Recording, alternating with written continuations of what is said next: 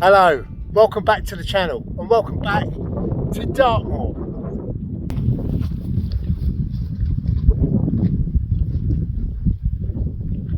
And my family originates from Devon and I was born in Devon, and up here on Dartmoor there's a place that I used to spend a lot of time as a kid, usually down in the valleys where the woods are, where there are streams and rivers and places you could play. But up here, up on the high Northmoor, well, this is a really special place. It's hard to get to, it's very hard ground when you're up here. Now I'm heading for that spot out there on the horizon. It's a place called Furtor, and tonight, well, I want to camp there. One, because it's probably the most remote part of southern Britain that you can get to, but there's another reason, and about that, I'll tell you about that later on.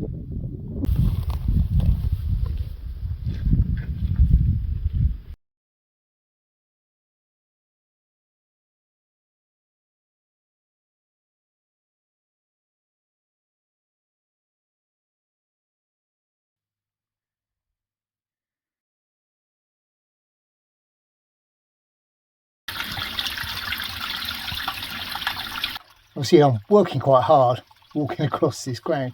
Also the sun's come out and it's starting to warm up, so I've been drinking plenty, but obviously you can only carry so much with you, so along the way you've got to try and find opportunities where you can gather water. Well, there's no shortage of water on Dartmoor. There's loads and loads and loads of it, but it's all in the ground, in the peat. And what you're looking for is little places like this, which are depressions, and you've got a granite floor running through and a little stream that starts. Now up here, high on the moors, there's not a whole lot that's going to pollute up here. I've checked a bit further upstream, see if there's anything dead. There's nothing dead up there. And there's a bit of peat in the water which gives it a stained colour. So what I'm going to do is use my metal cup to pour it through a filtration bag into my bottle, and then I should, once I've popped a Puritab in there, or once I've boiled it, that water should be absolutely fine to drink.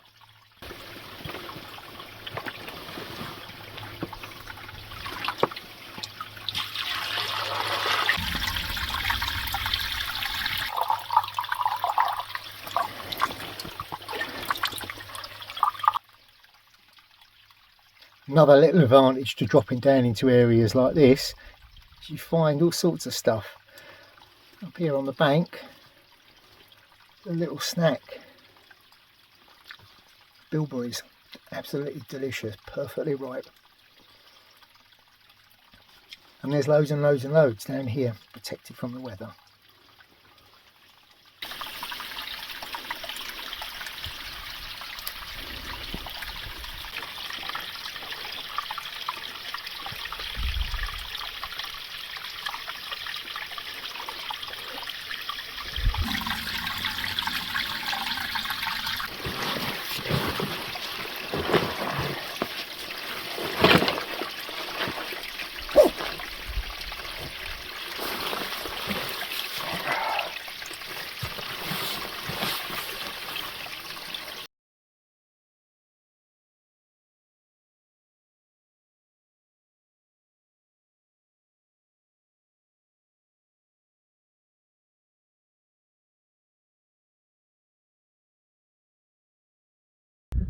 So as you can see, my objective is in sight.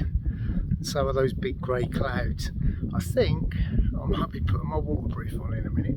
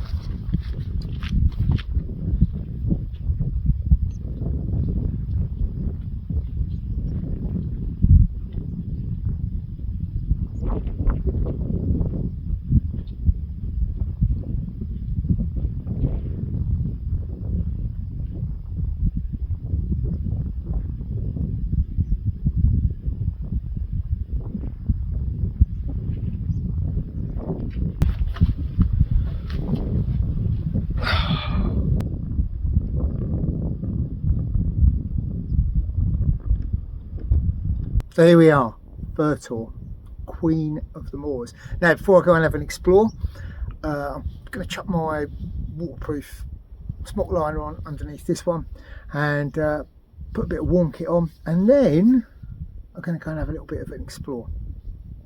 It's quite windy, and as you would expect, this is one of the highest places in southern England. The highest point is literally just up over that way, so it's quite an exposed area. So once I've had a little look round, then what I'm going to do is get my shelter up and get some food on the go.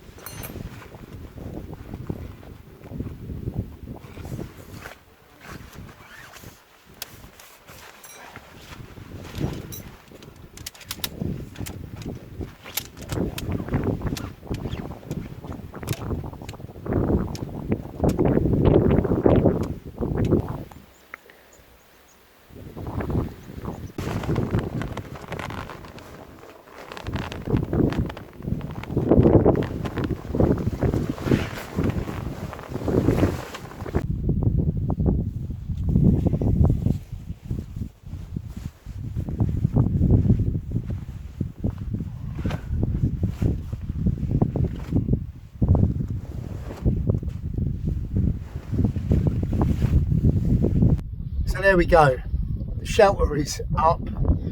I've had a brew.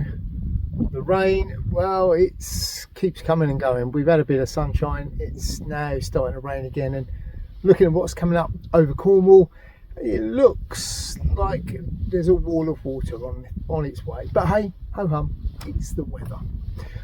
I can go and get in my shelter and get out of it.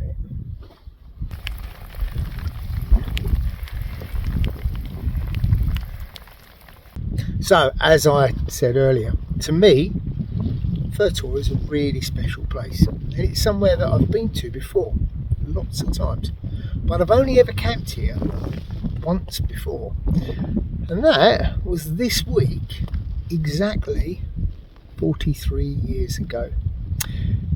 1981, I was 16. I'd just broken up for the school holidays. Bought myself a few bits of gear, a great big framed rucksack. I'd sort of scraped together some other stuff, a German army penknife. I bought some dried rations, a cheap compass, and an ordnance survey map. And away I went. Well, not quite, because things weren't as simple as they are nowadays. Well, in some ways they were. Things were a lot simpler. There were no mobile phones and no computers, so it meant going to the train station and finding out what time the train went to London. And then when I got there, well, I went to the coach station to find out what time the coach went to Exeter. And I got the overnight coach to Exeter, and then when I got to Exeter, I then looked up to see the time of a bus to a place called South Seal. I looked at all of these places on various maps, including my ordnance survey maps, and I'd worked out that I could get a bus to South Seal. I could then walk up onto the moors, and my plan was to come up onto the moors, teach myself navigation because I didn't really have a clue, and walk across and camp the whole of the North Moor, eventually ending up at Post Bridge. I had a safety plan. I'd informed people where I was going, and when I got to Post Bridge, well, again, I had to wait around for a bus, but that gave me enough time to use the public phone box to ring my mum, ring my grandparents to say, yeah, I'm alive, I'm on my way back. Fortunately, the weather was very kind. It was dry and sunny the whole time. But it wasn't without incident. It turned out that that map reading thing was actually way more complicated than I thought it was going to be. Also, who knew that Dartmoor bogs can appear on top of hills as well as down in the low ground? I know this because I went in one up to my waist, which I was then covered in peat and stinking for the next 2 days. It's still probably one of the most memorable things I think I've ever done. Yes, I've been to the woods lots and lots of times, and as a kid I used to spend lots of time out in the woods overnight on my own, but out here it was just something else. As I said, I was lucky, the weather was kind, but it was just such an amazing experience. Just that pure sense of freedom out here on my own. The only person I could rely on was me. There was nobody else to do anything for me. Yeah, I was tired. I was covered in peat and smelly, but I still had to cook and wash and get my shelter up and all of those things. There were some, amazing life lessons that have stayed with me ever since.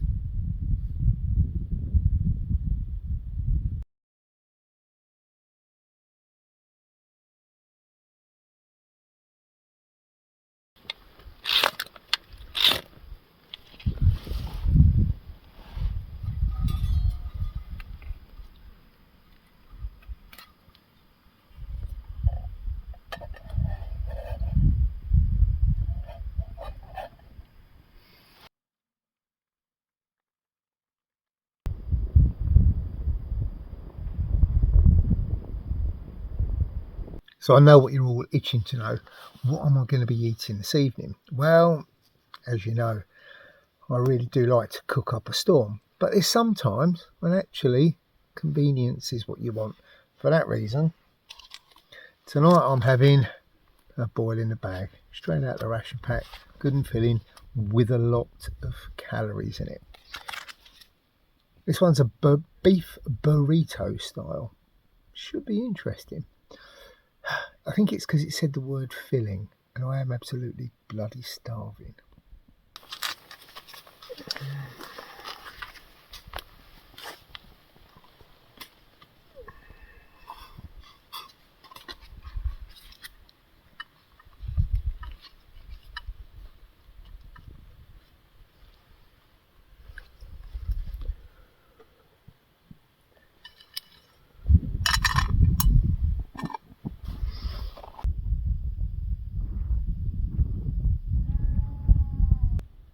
The other great thing with the boil in the bags, of course, is not only do you get your piping hot meal, but you've also got your water, good for your cup of tea.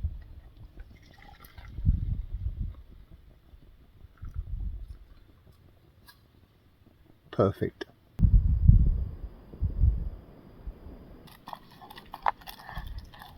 And actually, that is pretty good. It's good and spicy.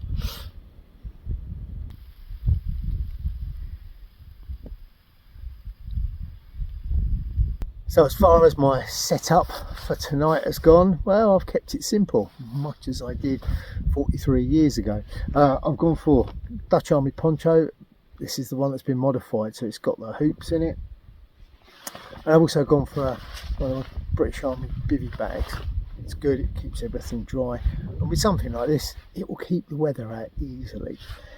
Inside I've got a inflatable mat and my top quilt, and then underneath the bag I've just got a foam mat as well. So I'm getting old now, I need to think about comfort a little bit more. Everything else is pretty much the same. Brew kit, same stove, etc, etc. It's a winning formula. Why change it? I don't need to bring loads and loads of super light. I just don't need to bring the unnecessary stuff.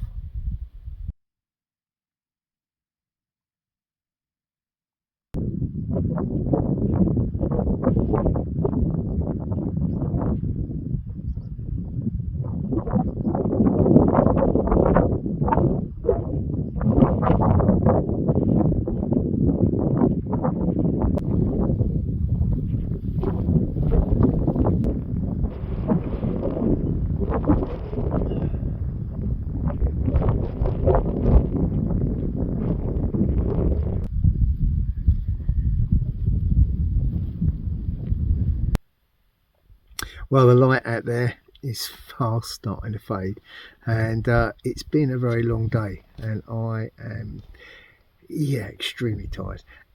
Anyway, I'm gonna get my head down. I will see you guys in the morning, and yeah, and then the walk back out, and maybe we might call in somewhere on the way through.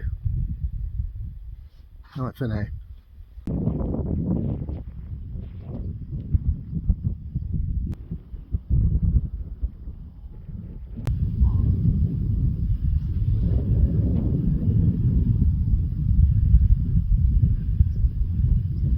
So a beautiful morning this morning, and I had a very good night's sleep last night.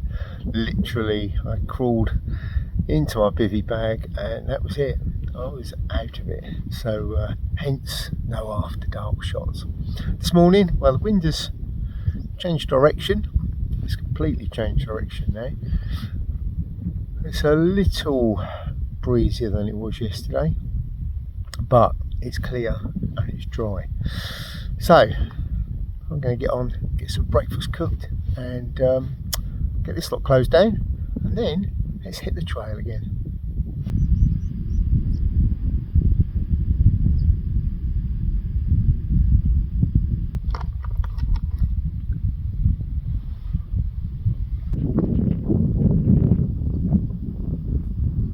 So that's it, breakfast done, everything cleared away, and in my backpack got a trace that I was here, maybe a little area of flatter grass.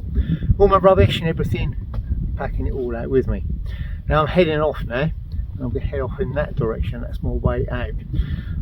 On the way out, hopefully it's somewhere I want to call in on. Anyway, let's get going.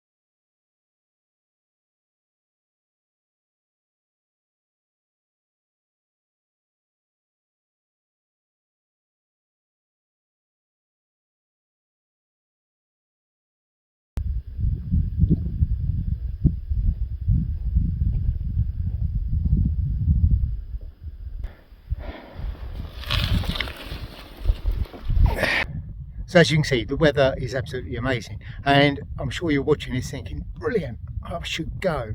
But there's a few things to think about before you do. The first is the terrain. The terrain up here is very unforgiving indeed. Essentially, it's a huge, great big sphagnum bog. In this couple of square miles up here, there's most of the big rivers from the West Country spring just within this little area. It's so waterlogged. The East Dart, the West Dart, the Tavy, the Tean, the Oakment, they all come out of up here, and that's why it is so wet up here. The reason it's wet is the weather. This is the highest point in southern England, but it's on the southwest peninsula, so it gets absolutely battered by the weather from the Atlantic. And it can be quite a harsh place to be. A lot of people say, oh, you know, I've been to Snowdonia, I've been to the Brecon Beacons. It's only Dartmoor. Yeah, well, the weather here can get equally as bad, just as quick.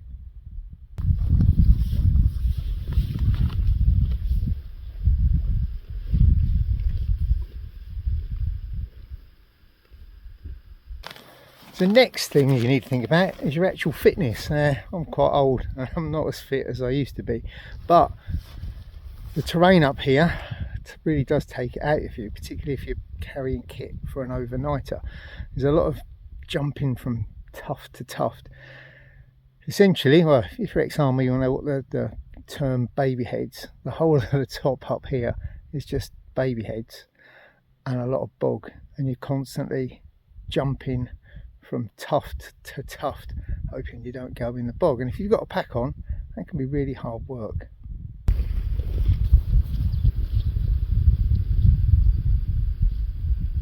So the next thing, if you're thinking about coming here, think about the kit that you're going to bring. You want to keep it fairly light. As you can see, it's all very up and down, and it's quite hard going. If you've got too much kit, well, or too heavy kit, then you're going to be weighed down by it. It also needs to be stuff that's dependable, stuff also that's well used. It's no good turning up here with your brand new super lightweight piece of kit if when you come to use it, it's blowing a gale, the visibility's poor, your hands are numb, etc, etc. That's just a recipe for disaster. So think about your kit choices carefully before you come.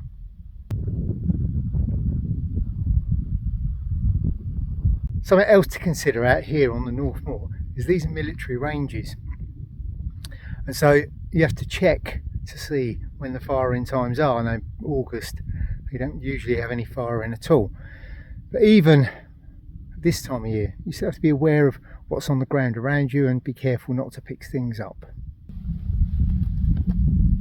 So my next little bit of advice is learn to navigate properly before you arrive. Yeah, I know, way back then when I was a kid I taught myself map reading when I was up here. Well, at least I think I managed to find my way around. I went away thinking, Jesus Christ, I need to learn to navigate properly. I was lucky, the weather was good. Now, as you can see, the terrain up here is pretty featureless. Visibility is good today, I can see quite a distance, but this is an exception to the rule. Most of the time you're looking round, fixing bearings on things that 2 seconds later disappear, or else you fix on a little bank or hillock and you start making your way towards it, but then because you're constantly looking down because of the terrain, well, you suddenly lose sight of it. And that's how people get lost up here. Now what I'm looking for, you can see over there, and just that little area there is a depression over there, and that's where I'm heading next.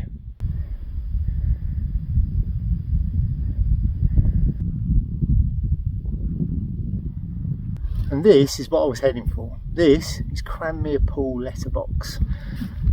It's pretty much slap bang in the centre of the Northern Moor. It's a very, very remote and difficult spot to get to. In fact, when I was out here 43 years ago, I never did find this. I spent ages looking for it. I've been here lots of times since, as my navigation improved. I was able to find it quite easily. This is where Victorian gentlemen used to leave postcards with his name, address and a stamp on, and whoever came through next would pick up that postcard, take it home and post it from their letterbox, and obviously it would then have a postmark on it, and that would tell him where they came from. And that is how the whole letterboxing thing started. If you don't know what letterboxing is, it's what started geocaching. Very, very similar. And over the moors there's hundreds of them, not all like this. This is the only one that is a proper built stone one. They're normally just boxes hidden in obscure places, but it's a great way to pass the time and a great way to brush up on your navigation skills.